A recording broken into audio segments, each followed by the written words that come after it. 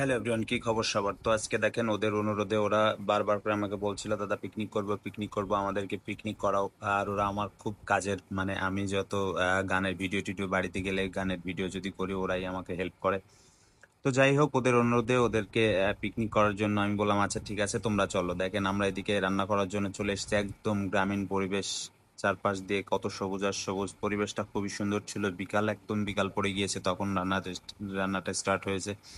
ওরা নিজেরাই বাজার করেছে, ওদেরকে বলেছি তোমরা চলো, তোমরা কি মানে খাবা তোমাদের সেটাই কিনে দেবো। তো ওরা গিয়ে 4 কেজির মতো মাংস আর 2 কেজি পোলাও চাল নিয়ে এসেছে। তোরা বললো দাদা আমরা অন্য কিছু খাবো। অন্য কিছু বলতে আমি বলেছিলাম ওদেরকে তোমাদের ফ্রাইড রাইস আর চিলি চিকেন করে খাওয়াবো। আচ্ছা, আমি বললাম ঠিক আছে আমি তোমাদের কিনে দিচ্ছি, তোমরা নিজেরাই করো, আমি তোমাদেরকে বলে দিচ্ছি কি করতে হবে। তো তারপরে ওরা নিজেরাই বাজার করে এনেছে, ওরা নিজেরাই সবকিছু অ্যারেঞ্জ করছে, অ্যারেঞ্জ করে ওরা নিজেরাই রান্না বান্না করছে। খুব মজা করছিল ওদের, মানে খুবই মজা হচ্ছিল, কারণ এরকম পরিবেশ খুব একটা হয় না গ্রামের বাড়িতে। ওরা নিজেরা চেয়েছে যাতে আমি ওদেরকে খাওয়াই, তো সেই জন্য আমি ওদেরকে খাওয়ালাম। ওদেরকে আমার খুব ভালো লাগছে যে ওরা নিজেরা যেহেতু রান্না বান্না করে খাচ্ছে, নিজেরা সব কাটা বাটা সবকিছু নিজেরাই করছে। ফাইনালি ওদেরকে বাজার টাজার করিয়ে এনে আমরা রান্না করতে বসে গেলাম।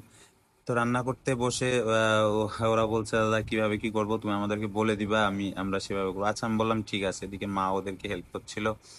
ওরা আসলে পেরে উঠছিল না সবকিছু, পরে মা এসে দেখলাম যে রান্না বান্না একটু টেল্প করলো। আচ্ছা যাই হোক, পরে রান্নাটা ফাইনালি আমাদের পুরো রান্নাটা ভিডিও করা হয়নি যদিও, লাস্ট মুহূর্তটা খুব ভালো ছিল।